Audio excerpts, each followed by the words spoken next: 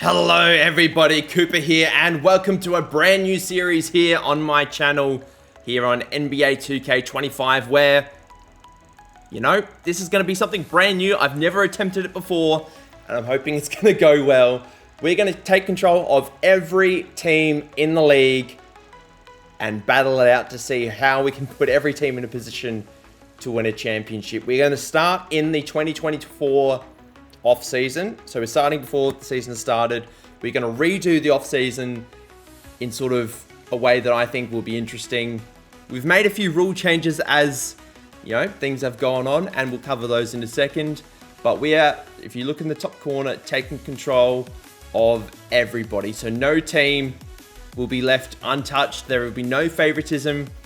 You know, up to a certain point, I'll do my reasonable best to do whatever it is I can to get this job done. Now, first order of business is we are going to have a look at what has changed between sort of last season and this upcoming season. And I quickly should say, this is not going to replace my Lakers, my GM series. This is going to be running side by side. It's not linked in any way, but this series is not replacing the other series. The other series will be continuing, just to let you know.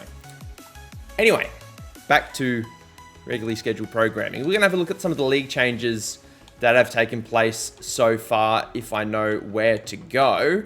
Here we go. We have gone to rule changes. I have made a whole bunch of rule changes heading in to the new season. We're going to start right at the bottom and work our way to the top. So the draft lottery is now scrapped. There is no draft lottery. If you are out of the playoff picture, you will be entering an elimination tournament to be deciding what draft pick you will end up with, and then the other sort of 16 draft picks will be, you know, as per usual. So all draft lottery sort of teams, let's just call them lottery teams or non-playoff teams, whatever you want to call it, will be taking place in a tournament to decide, you know, where you, let's just say you win the tournament, you get the number one pick. If you finish second, you get the second overall pick. We'll continue on a bit later down the line.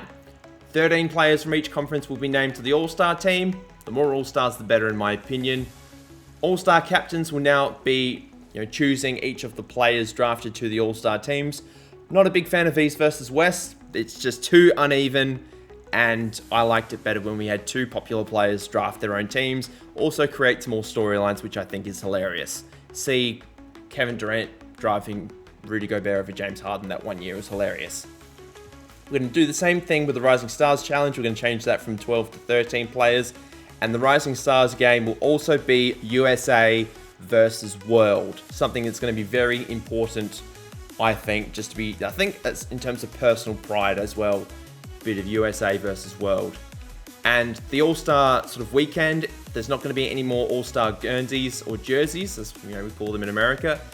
Each player will be wearing their NBA jersey, you know, that is represented to their team, just for something a little bit different. I think they did that at some point in the 90s. I think one year, I think it might have been 95 or 96, don't remember. But I know it's been a thing in the past. We're going to bring that here. All defensive teams are going to have 2 guards, 2 forwards, and a center, unlike the All-NBA teams, where that is going to remain positionless. I just think for defensive teams, it's a little bit different, because quite often in some of the testing I've done, the all defensive teams are dominated by centers, and it's sort of not as fun. You know, there's not as much, it's not as even, I suppose. So just to make that a little bit even, I've incorporated that. The shot clock will be reduced to 20 seconds, get some more scores into the game, and I think that'll be really good as well. We're also trying to make it a bit more with the FIBA rules. So the quarter length will be reduced to 10 minutes as it is in international tournaments. And to sort of bring the scoring back up to a standard NBA level, I'm also going to reduce the shot clock to 20 seconds. So that sort of is the reason I've done that also.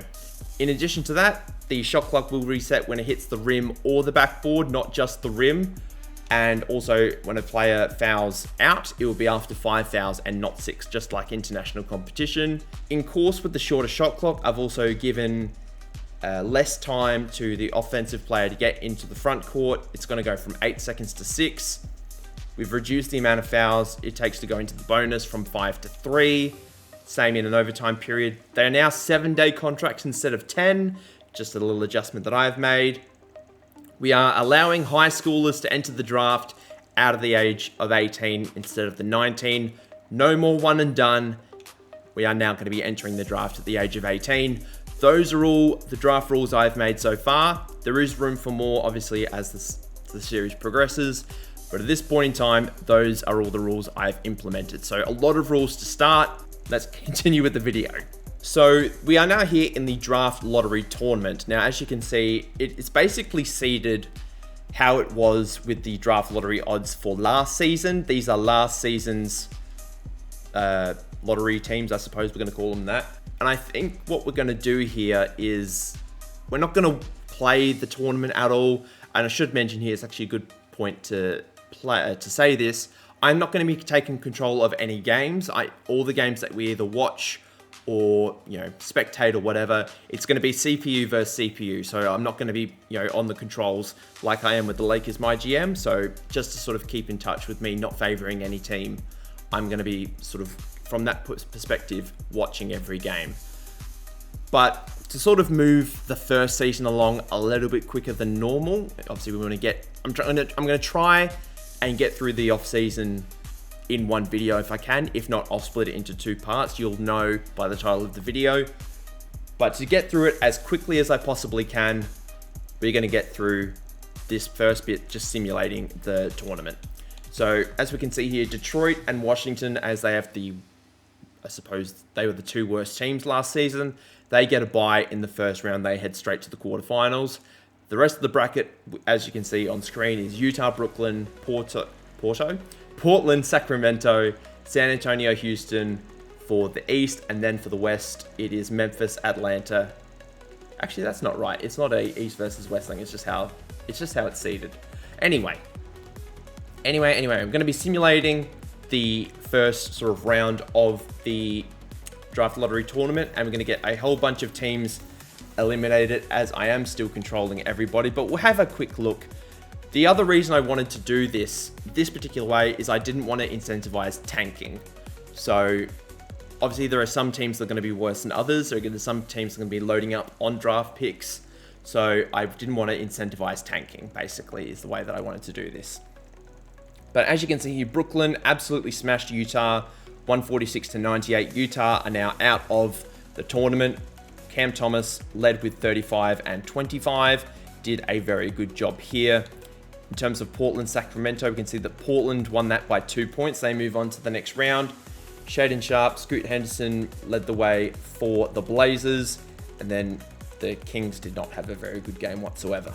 The Spurs absolutely smoked the Houston Rockets. Wemby was very, very good in this game, 4 of 5 threes, as was Keldon Johnson. He was also very good.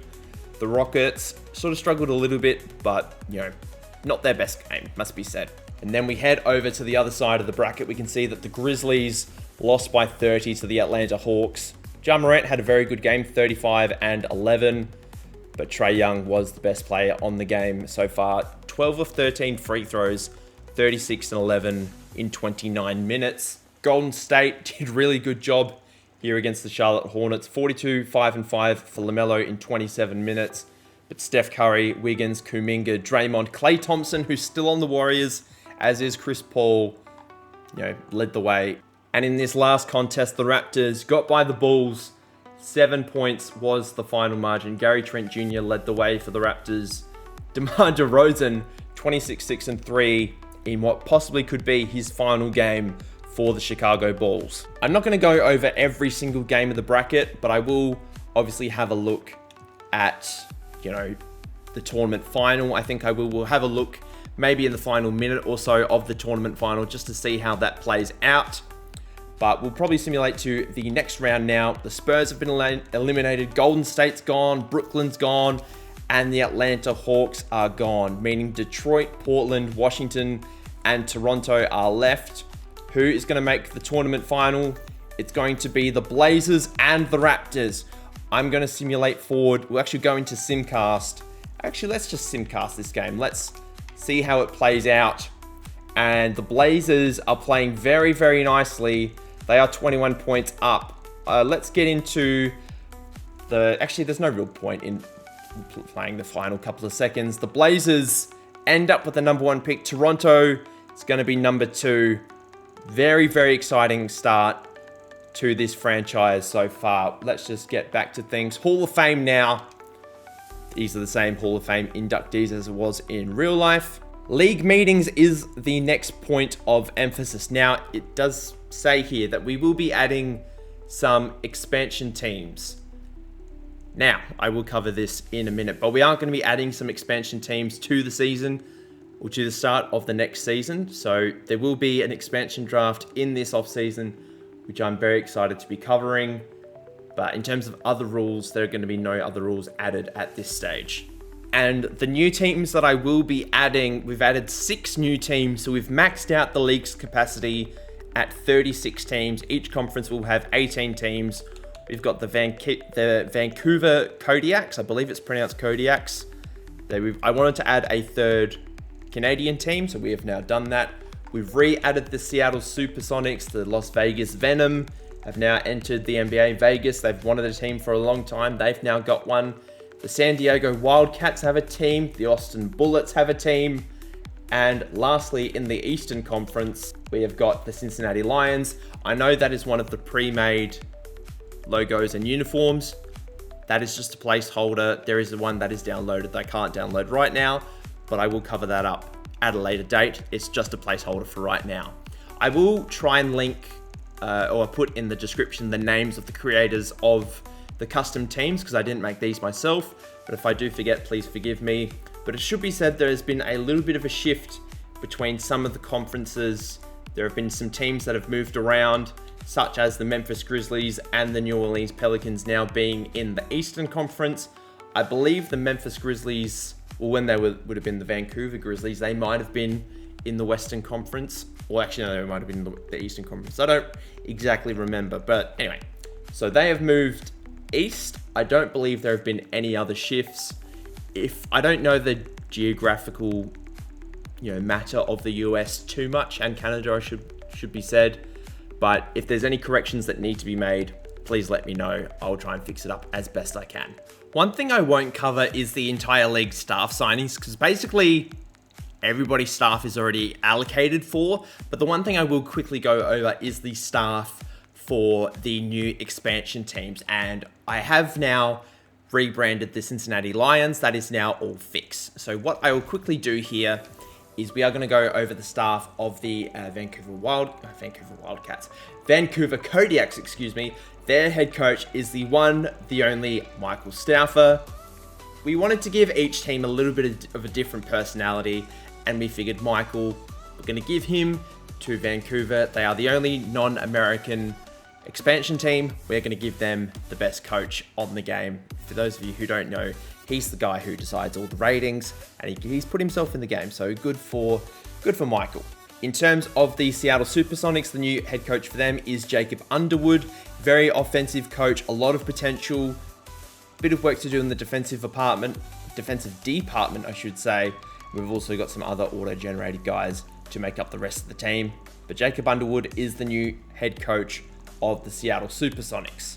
That brings us to the Las Vegas Venom, and this team will be headed up by Nate McMillan, who has coached the Pacers in the past, as well as the Trailblazers, I believe, and a few other additional teams, maybe even the Charlotte Hornets. I'm not sure if that one's entirely correct, but he is a veteran head coach.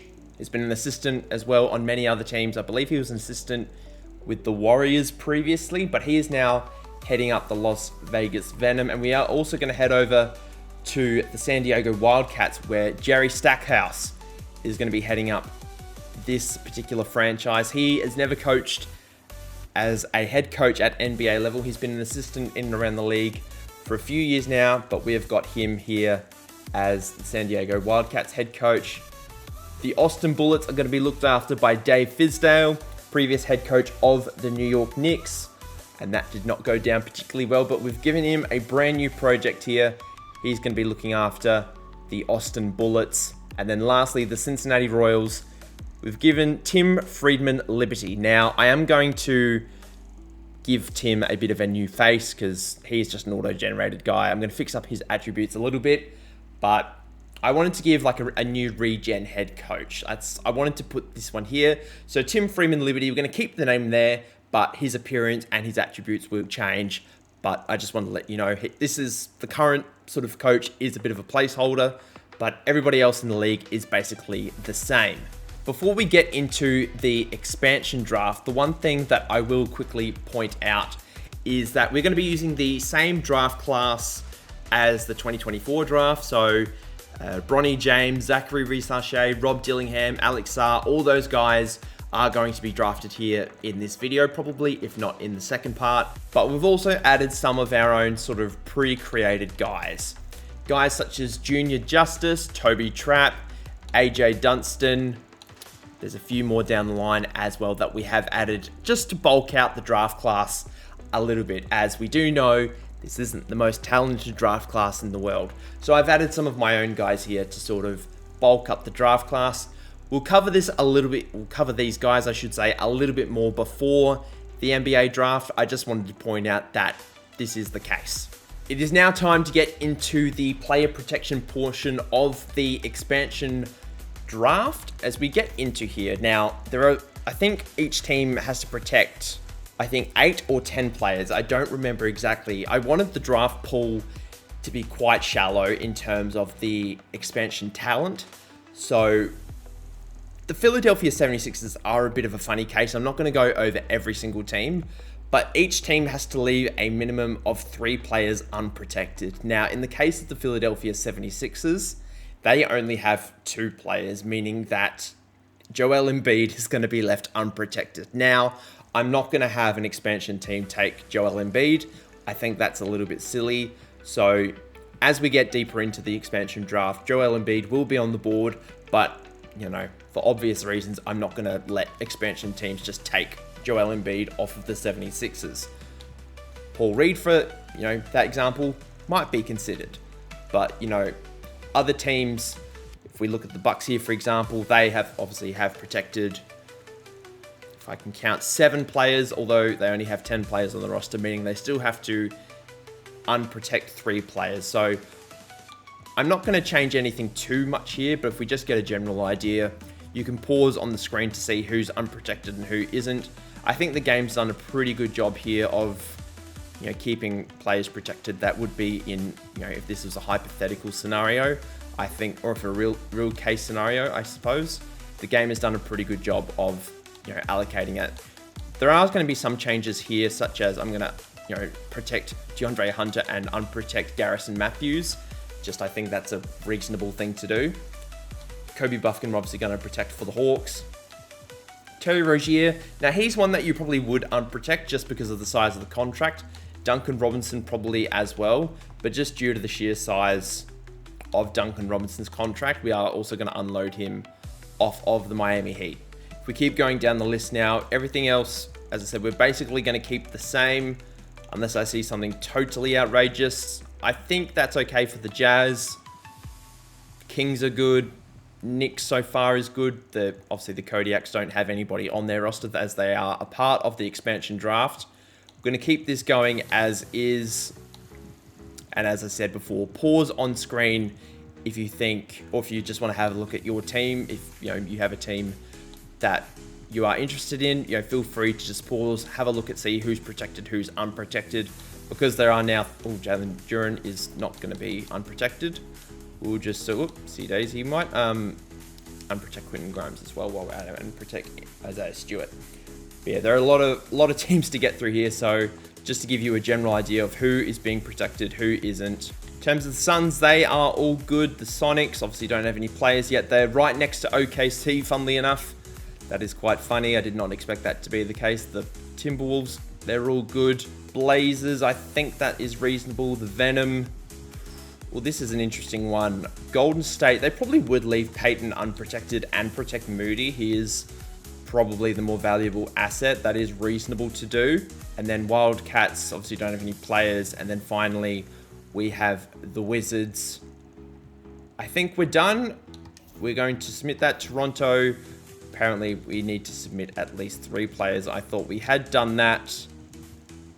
Oh, maybe because it's 3 contracted players. Oh, because Freeman's on a 2-way. We will let go of Bruce Brown. Why not?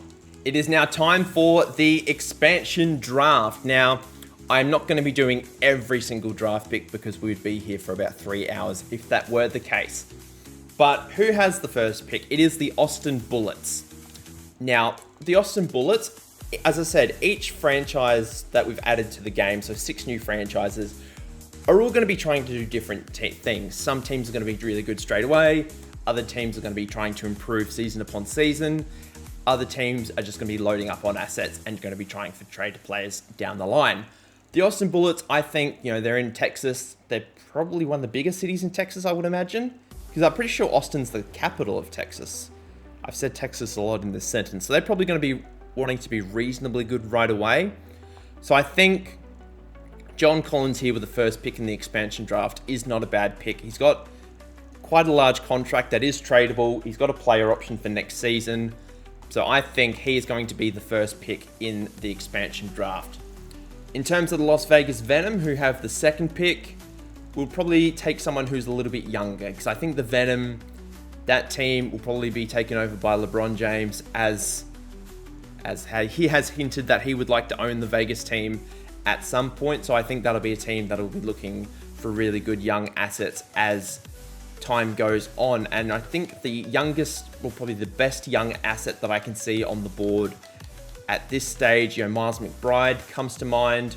Didn't have a very good sort of first couple of seasons, but had a really good third season with the Knicks. Could be an option. Nembhard, I'm surprised he wasn't protected by the Pacers. And then we've also got Santi Aldama up here, who, was the back end of the 2021 draft, had a really good third season as well. But I think Nembhard will be the pick here for the Las Vegas Venom, a two-way, 3-level shot creator, 3-and-D player, very nice. Cincinnati Royals, I think they're probably just going to try and tank, get as many draft picks as they possibly can. They're not afraid to take on a large contract, so I think they're going to take on Duncan Robinson to, be that sort of trade piece. Terry Rozier is probably a little bit rich for their blood. The Supersonics, I think they're going to be a team that's going to be wanting to be as positive as they can be. Are there any former OKC Thunder players here? Not that I can see. I feel like Jose Alvarado might be like a really good player for the Supersonics. Probably a little bit high in the draft for him to be taken, but we'll allow that pick to be done. And then the Kodiaks have the next pick. We'll get them to take Jordan Clarkson. He currently plays in Utah, which is pretty cold already. He can go up to Vancouver and hang out up there. And then the Wildcats, to end the first round and to start the second round of the expansion draft, have back-to-back picks. We're going to take Santi Aldama with the first pick, and then we're going to take B-Ball Paul with the second pick. And now we have the Kodiaks back on the board. I'm probably going to only do maybe the first 3 or 4 rounds, and then I'll just simulate the rest or just do the rest off camera. Who did the Kodiaks take in the first round? They took Clarkson. I think to solidify their point guard position, they're going to take Bruce Brown off of the Raptors. The Sonics are next. They're probably going to want a big name, and I think the biggest name here is probably Derrick Rose, just to get some guys into the stadium. That is going to be the selection. The Cincinnati Royals are going to take Terry Rozier. Las Vegas Venom, they're going to go a bit younger. They're going to go for Miles McBride. The Austin Bullets are going to take a player out of their home state. They're going to take Jock Landale away from them. They're going to go to the Bullets, and then the Bullets again with back-to-back picks. Going to go for another Australian, Matisse Thybulle, a very good 3-and-D wing who can't really shoot threes. So if we have a look at the draft summary so far after 2 rounds, we can see John Collins at the top of the draft, not doing too bad. If we have a look at the rosters after 2 rounds of the draft, we can see Jordan Clarkson, Bruce Brown leading the way for the Vancouver Kodiaks. Seattle's got 2 point guards in Jose Alvarado and Derrick Rose. The Venom have got their backcourt for the future in Miles McBride and Andrew Nembhard. The Wildcats doing something a little bit different, going for the front court first with Paul Reed and Santi Aldama. The Austin Bullets obviously took another center with the first pick of the 3rd round in Jock Landale. They've got John Collins, who can probably be a power forward, to be honest. He's only 6'9". And they've also got a wing on a 1-year deal in Matisse Thybulle. And then the Royals also have Terry Rozier and Duncan Robinson.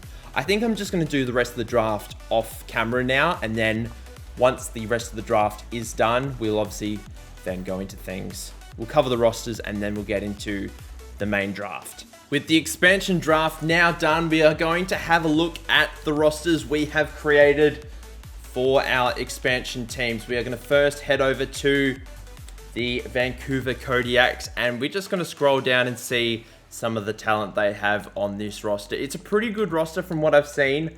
They've sort of gone for, let's mix a bit of the youth and try and add some really strong talent at the top end of the roster. They've got a few sort of larger contracts. You know, Jordan Clarkson's making a good amount of money. Bruce Brown, I believe, has a team option for quite a lot of money. Joe Ingles, same deal. So they're sort of going to be trying to rebuild through the draft, I imagine, whilst, you know, trying to nourish a lot of the young talent that they do have. In terms of Seattle Sonics, they've got a bit of an older roster, a bit of an older core, but a lot of room to improve as well. They're probably the most balanced team in terms of positions. They've got sort of a few different players at each position, whereas a few other teams kind of took best player available. But I quite like the look of their roster. They don't have too many free agents, I think, whereas if you look at the Vancouver roster, they've still got a few free agents to deal with. But we'll see how that plays out for them. In terms of the Las Vegas Venom, they're a little bit in the win now sort of category. They picked up championship experience such as Gary Payton II, Gabe Vincent. Not that Evan Fournier is a championship player, but he's played on a few big teams in the past, played in a big market before in New York. So he's just going to provide a bit of experience for those guys. Patrick Baldwin Jr. has played on the Warriors, Max Lewis on the Lakers, not in their championship years, but they do have some players who have been around big name players before. San Diego Wildcats, probably leaning towards the younger end of things. They do have a couple of older players, such as Maxi Kleber, PJ Tucker, but they're more there just to provide a bit of experience. They've got a very young list. As we can see, the positions are a little bit not necessarily as balanced as some of the other teams, but they just sort of, you know, took the best young talent available, and we'll see how that plays out for them. Austin Bullets, probably the best team on this list. They did have the #1 pick and took John Collins in that draft. Again, probably a bit of the best pick available. Do have some really good top-end talent, but also some really good younger talent as well towards the back end of their roster. And finally, the Cincinnati Royals. Going to be very interesting to see how their season plays out. They sort of did a little bit of everything. Got some sort of, their 5 or 6 best players are over the age of 30. But we also get to the bottom of the roster and we do have a couple of really good young players, you know, in terms of, when I say really good young players, I mean within the confines of the expansion draft. They obviously don't have any #1 picks or anything like that, but I think they're going to be just fine as the season goes along. We're going to have one last look at the mock draft right here, and as we can see, Junior Justice is the projected #1 overall pick out of Connecticut. He is a 6'8" shooting guard, and he is projected to go to the Portland Trail Blazers, but they do have a lot of guards already, so it'll be very interesting to see what happens on draft night. Toby Trapp projected to go pick 2 to the Spurs. Now, if anything the Spurs need, it is a point guard. He's coming out of Australia, specifically the Adelaide 36ers, which is my hometown. I live in Newcastle, New South Wales, but I'm from Adelaide, and that is where Toby is from. And then at the 3rd overall pick, the last of our created players is AJ Dunston out of Central Florida. He is a very beefy boy. He's 6'5", but he's 340 pounds and is full of muscle. He's projected to go to the Pistons, who also have a pre-existing center in Jalen Duren. The rest of the draft is basically names you know from this year's draft. So this is the only sort of real draft we're going to be using, quote unquote. But then as we get into the 2025 draft, we'll be using more made-up prospects to go with our auto-generated guys. The unfortunate thing about adding expansion teams to this point of a save file is that they've all been given the final 6 picks of the first round, which I would have thought if you're going to add expansion teams, add them at the start of the first round, not the end of the first round. So that is a little bit unfortunate. So I don't know how the expansion teams are really going to go in the first season, because I expect all of them to be really bad. Obviously, free agency hasn't happened yet, nor have any trades, which there are some trades to be done before the start of the draft. We will see what happens, but just thought I would point this out if anybody was curious.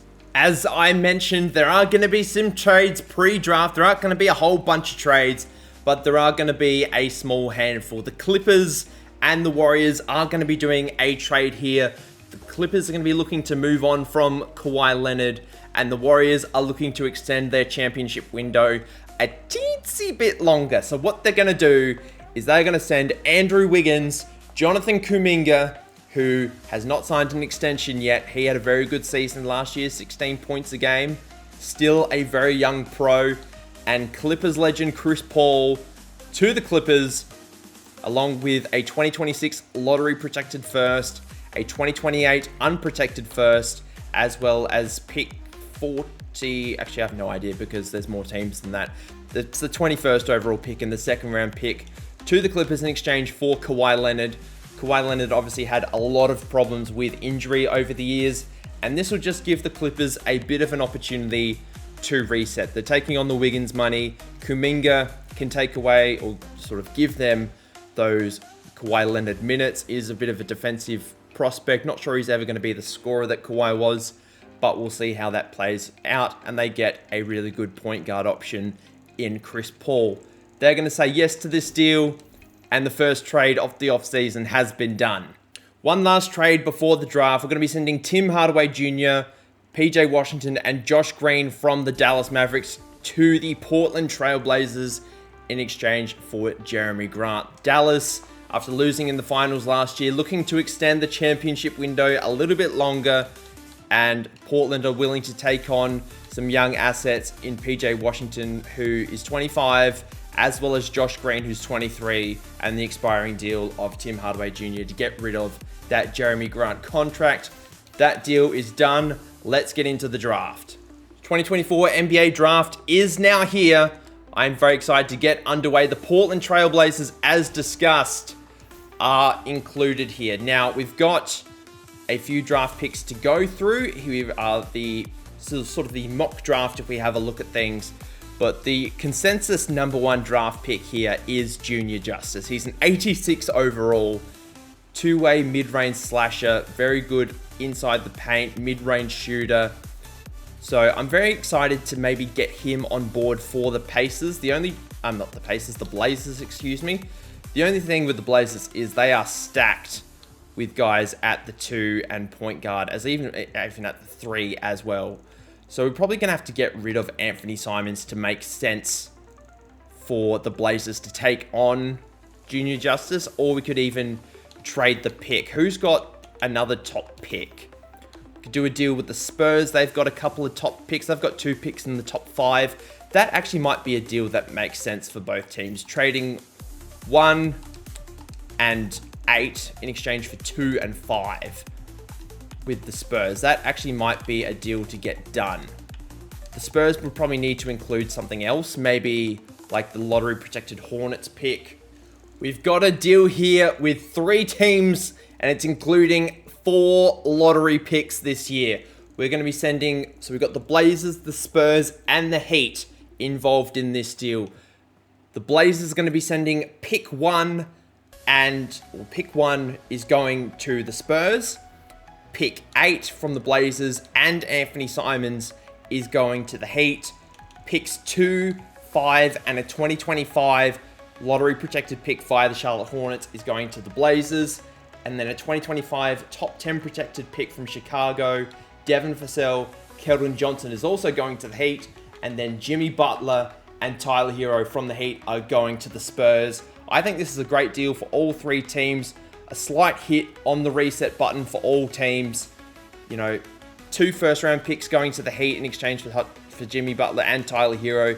Jimmy Butler obviously getting a bit older. Also, the Heat getting 3 players. I think this is a good deal. Let's put that deal through. The Spurs now have the number 1 pick, and I think it's time for them to take Junior Justice with the first pick in the 2024 NBA draft.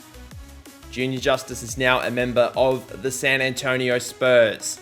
Portland are now on the board, and they drafted Scoot Henderson last year, if I remember correctly, in the first round, so they probably don't need a point guard. They've got DeAndre Ayton as their current center, so there is probably, room to move him on. So I think AJ Dunston is probably the logical pick here, or you could go someone like Alex Sarr. They just traded away Jeremy Grant, so power forward is currently vacant, or they could even go a wing like Zachary Visar is definitely an option. But I think it's hard to go by Alex Sarr. He's got a lot of potential. He's going to go second. The Portland Trailblazers draft Alex Sarr out of France via the Perth Wildcats in the NBL. Detroit are now on the clock in the NBA draft. If we have a look at their roster, they've got some pieces that they can probably play around with. They've only got sort of half a dozen players on the books. Everybody else is basically a free agent. But if we go across all positions, one thing they probably don't need is a big, although they do have a point guard in Cade Cunningham, so maybe a wing would probably be the logical pick here. I don't believe they can trade their pick, at least not at this stage. So I think it's probably just take the best player available, and it is a toss-up between Toby Trapp and AJ Dunston. Let's draft AJ Dunston for the Pistons, and then we might look around for a trade. We've secured a deal here with the OKC Thunder. AJ Dunston, the third overall pick in this year's draft, is going to be going to the Thunder in exchange for Josh Giddey, and I think it's the 13th overall pick. Yes, it is, via the Rockets. Giddey hasn't had a great time in OKC. He had a first good couple of seasons, but he's now going to be moving on to the Pistons to be providing some additional playmaking and versatility. I think this is a good deal for both teams. The Thunder now have a new center. And now we have the Wizards at pick 4, and they need a point guard desperately. Jordan Poole is not the guy. They're going to take Toby Trapp. No questions about it. That was an easy selection to make.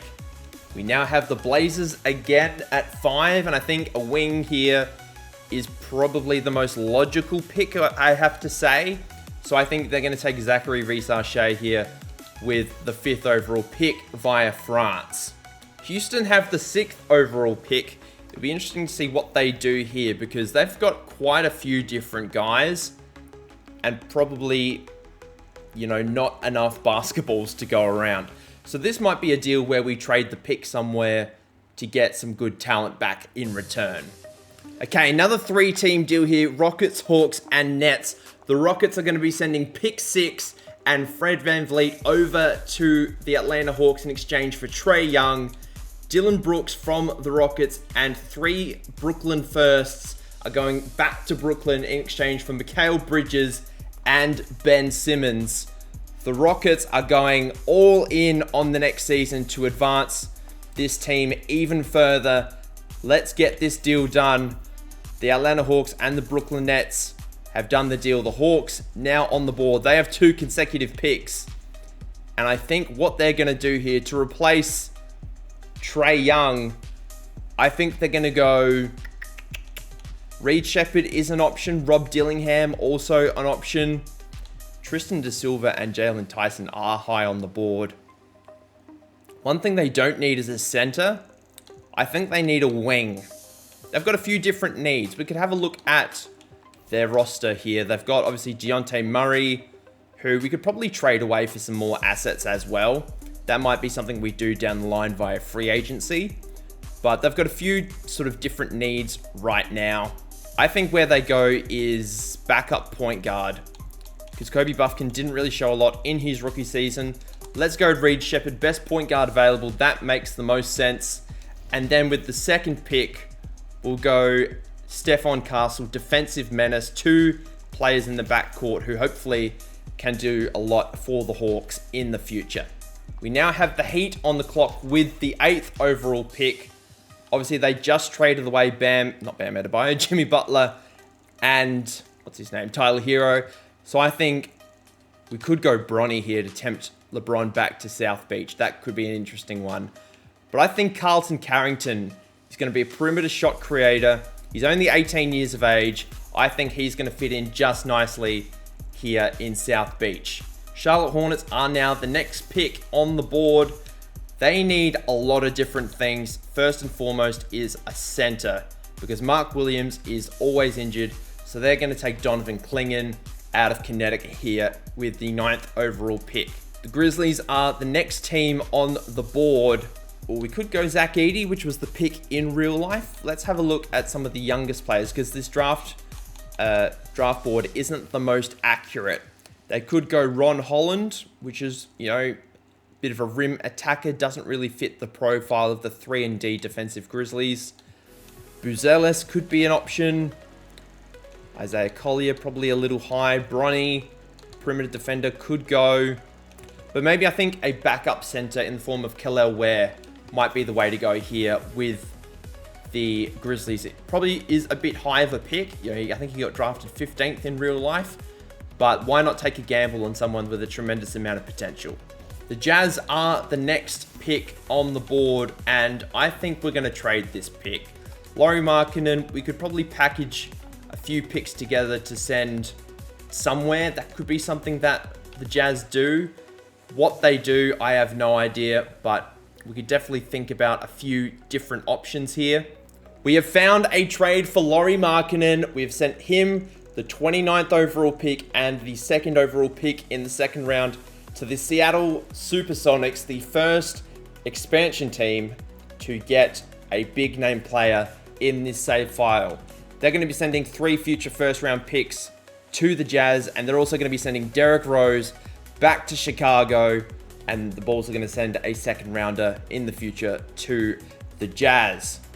So, all being said, the Jazz still have their pick at 12, I believe. And I think what they're going to do, because they've already got a fair amount of guards.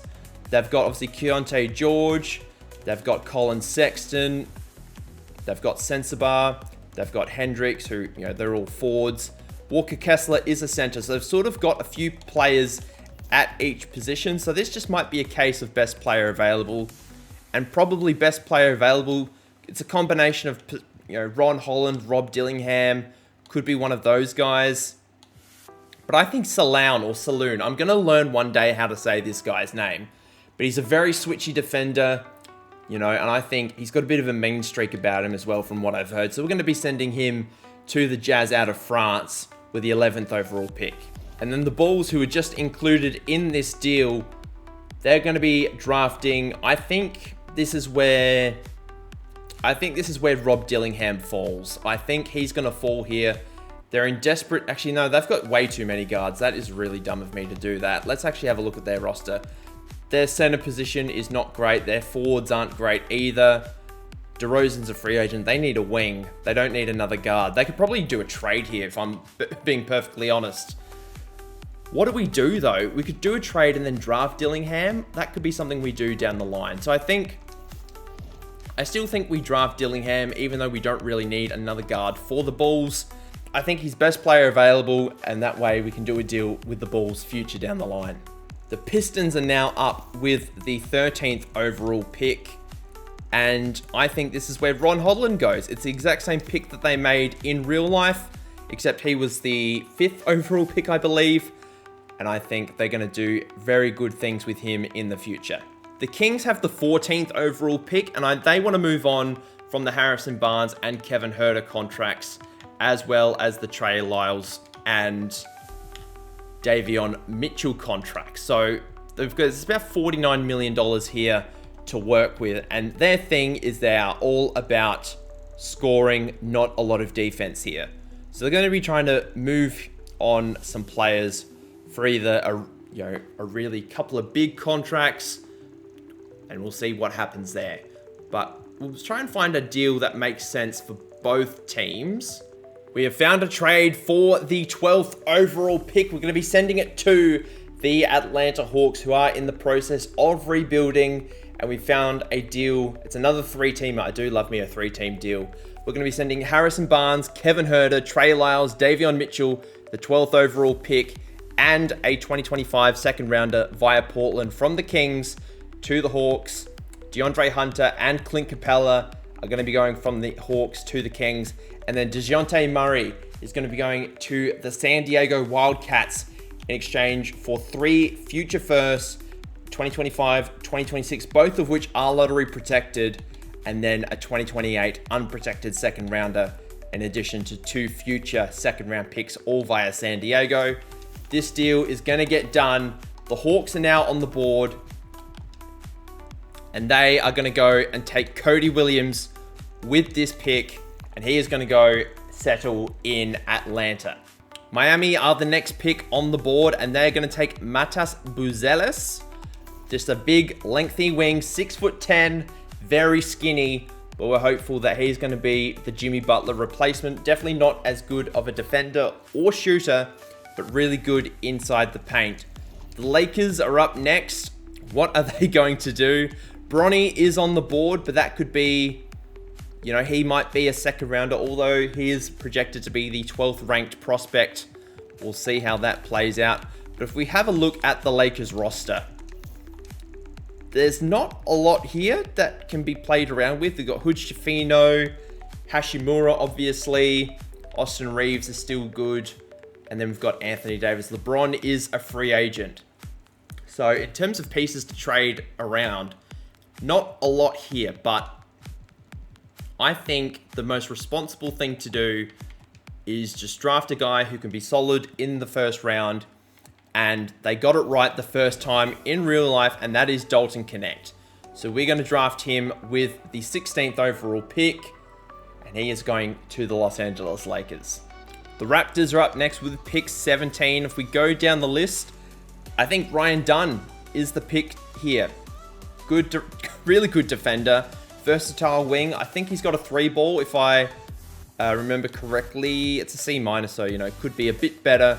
But his comparison is Bruce Bowen, who, as we know, was a very good player back in the day. So I think Ryan Dunn here is going to be the pick to the Toronto Raptors. Philadelphia are on the board at 17, and I know exactly what we're going to do. We're going to be, actually, it's pick 18, excuse me. We are going to be trading Joel Embiid to another team. It's time. The process hasn't worked. It's time to move on, and I know exactly what we're going to do. And this is exactly what the deal is going to look like. It's going to be Dariq Whitehead and Noah Clowney in exchange for 4 future first-round picks. We could probably afford to take out Dariq Whitehead and do 5 future first-round picks. We could probably do that. That's probably more likely. And then they get a future center in Noah Clowney. So Joel Embiid, 5 future firsts to the Brooklyn Nets. Noah Clowney off to Philadelphia. It's a big trade, but it's a wonderful trade. Embiid is now a Net. And in saying that, we are now going to do a deal, or not a deal, a draft pick, where we're going to take Zach Edey with this pick. He's off to the 76ers as the Joel Embiid replacement. He's going to be the 7'5" beast out of Purdue. Orlando have the 19th pick in the draft, and it's another 3-team deal, and the Nets are back at it. Giannis is being traded to Brooklyn. It's 4 firsts to Milwaukee from the Nets. Dylan Brooks, who just came from the Rockets, and Cam Johnson off to Milwaukee. Giannis is off to Brooklyn. And then the Magic, who have the 19th pick, are going to be sending Cole Anthony, Jet Howard, and the 19th pick to the Bucks in exchange for Chris Middleton. It is a complete rebuild for the Milwaukee Bucks, and the Brooklyn Nets are really locking and loading for this upcoming season. They've got Joel Embiid. They've got Giannis. They've sacrificed a lot of their future assets, and they're looking to go all the way this season in the Eastern Conference. And then the Magic are getting an experienced wing who's got 1 year left on his deal, and hopefully can provide a bit of help for them on the wing. And the Bucks are now on the board. If we have a look at who can help out the Bucks now, let's actually just have a look at the Bucks roster, because I actually have no idea what it looks like. They've obviously got Damian Lillard, they've got Brook Lopez, Bobby Portis, Dylan Brooks now, Cam Johnson, Cole Anthony, Patrick Beverley, and there's a whole bunch of guys down here who are free agents. So they could really go in any direction, but I think probably a guard. Even if it's not a good guard, just a guard of some description. We could go AJ Johnson, which is the pick they made in real life. They could go AJ Mitchell, but I'm going to go Cam Christie. He's an 18-year-old prospect with a lot of promise. I think he is going to be the pick here for the Milwaukee Bucks. Went to the University of Minnesota, and if you have watched a lot of our Lakers series, you'll be aware of the talents that Cam Christie possesses. Cleveland are next on the board, and going to be doing something a little bit controversial here. We're going to be taking Bronny James. The Lakers are not happy. Bronny, for now, is a member of the Cleveland Cavaliers. He's been drafted by the same team as his dad. It remains to be seen what is going to happen with Bronny. Is he going to stay as a Cavalier? We don't know. We'll find out in the near future. The Bucks are now back on the clock with their own pick. And if we have a look at some of the young talent that is still available, I think we've got Bakome Dadier is here. We've got Ulrich Chakome or Chomchi. I don't really know how to say his name. Tyler Smith, who was one of their picks in real life. Isaiah Collier, who was a back end of the first round for the Jazz. But there's a whole bunch of talent still on the board. But I think Kaishan George is going to go as the pick here. Another wing to the Bucks. Just getting a little bit younger. And obviously they've got a ton of picks for the future, which they'll look to move around. But not just yet. This is going to be a bad year for the Bucks. Phoenix are now on the board, and I know they need a lot of different things. And I think what they need is another wing, 3-and-D threat, Bakome Dadier. Mark Aguirre is the NBA comp. He's 18 years old. He's going to be doing a job for the Phoenix Suns with the 22nd overall pick. The Pelicans have the 23rd overall pick. They're going to be sending it to the Miami Heat, who are continuing the rebuild by sending Bam Adebayo to the Pelicans in exchange for Larry Nance Jr., Jordan Hawkins, and then 3 unprotected firsts via Milwaukee, as well as the 23rd overall pick in this year's draft. The Pelicans are loading up on talent, and then the Heat are loading up on draft picks. Those Bucks picks, considering the moves that they have made, could be very valuable. And now the Heat, what do they do here? Let's have a look around, see who's available. I think they probably take another youngster. Probably another guard, I would say. Because they just traded away a center. But could be very interesting. We'll have a little look around. Yves Missi is still here. So let's just take Yves Missi. 7-footer out of Baylor. He's currently having a very good rookie season at the time of this recording. And I think that'll be a good pick for the Heat. The Knicks have back-to-back picks. I think they're going to go... They could trade the picks because their roster is looking pretty good. Obviously haven't made the Mikal Bridges trade at this point in time. But Bogey could be traded. Is there anybody else here that could be traded? Probably not, I would say. The Knicks, with their back-to-back picks in the late first round, is going to be sending those picks along with Bojan Bogdanovic and an early second rounder in this year's draft. We should probably tack on a couple more seconds just to make the deal fair to the Portland Trailblazers in exchange for DeAndre Ayton. I think this is a good deal for both teams. Portland doing a little bit in this draft so far, and they've now got 2 picks, and I think they're going to take 2 youngsters, probably wings. I think Tyler Smith is a good pick here out of the G League Ignite, and I know exactly where we're going to go with their next pick. They're going to take Johnny Furphy out of Kansas, but he's my boy. He's Australian. The Wizards have the next pick in this year's draft, and they're going to be sending it to the Celtics, along with Denny Avdija, Tristan Vucevic, and the Phoenix second round pick. That is all going to the Celtics in exchange for 3 future unprotected firsts via the Celtics. Corey Kispert from the Wizards is also going to go to the Knicks in exchange for Detroit's lottery protected 2025 first round pick. The Wizards loading up on draft picks. The Celtics are looking to continue their championship window and also trying to get a quick pick in this draft. They're going to take Isaiah Collier with this pick out of USC. Minnesota have the next pick on the board and they're going to take Jacoby Walter. They need a catch and shoot guy. He's wearing Kevin Garnett's number 21. That is quite funny. But with the 27th pick, Minnesota take Jacoby Walter. Denver are up next. And I know they need another sort of catch and shoot perimeter guy. They're going to take Jared McCain with their pick. Seattle are finally going to take Tristan Da Silva with their first pick in the draft. He's a skilled stretch big coming out of Colorado. He's going to get the job done. Boston are next on the clock with their first round pick. They're going to take Kyle Filipowski. Very controversial guy for many reasons. He's going to be their center out of Duke. Vancouver are next on the clock. Devin Carter is going to be the next pick. Another point guard off to the Vancouver Kodiaks. Seattle have another pick on the board. They're going to take AJ Johnson, another guard who I believe he was a G League Ignite guy, possibly. It just says USA, so not entirely sure. But now Las Vegas have their first round pick and they're going to take Jalen Tyson out of the University of California. San Diego are up next and where do they go? That is a very good question. I think they pick AJ Mitchell, who is a very good shooting guard out of UC Santa Barbara.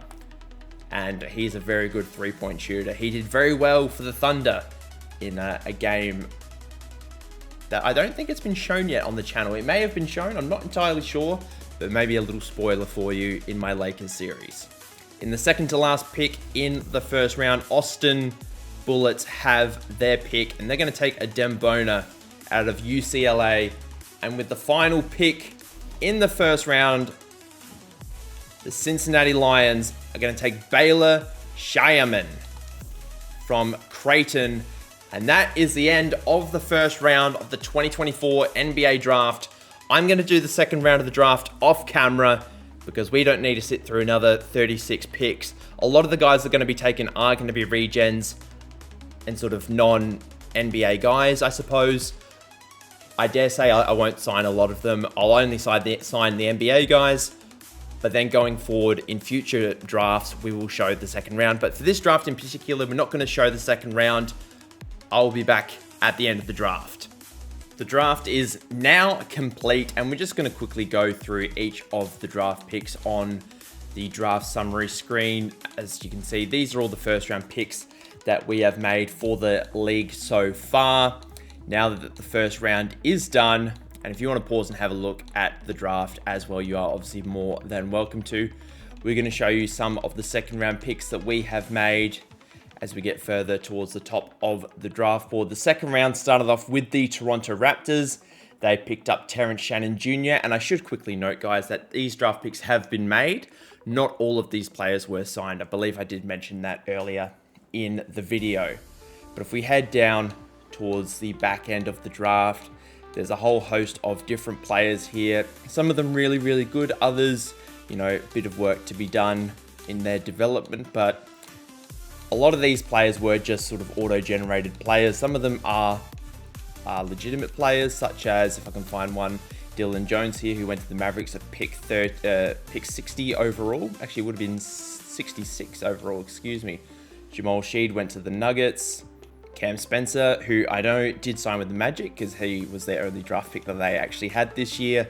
And there are many others as well. But we will leave it for here today. The second half of, or sort of part 2 of the offseason will be team and player options, free agency, and then the rest of the offseason as things play along. There may be some more trades. I'm not sure at this stage. There probably one or two, but depending on what moves need to be made before free agency, we'll obviously cover that then. But if you have enjoyed this brand new series on the channel, please consider leaving a like on the video and subscribing to the channel if you are new. And until next time, guys, I hope you have a lovely day wherever you are in the world, and I'll see you guys then. Bye.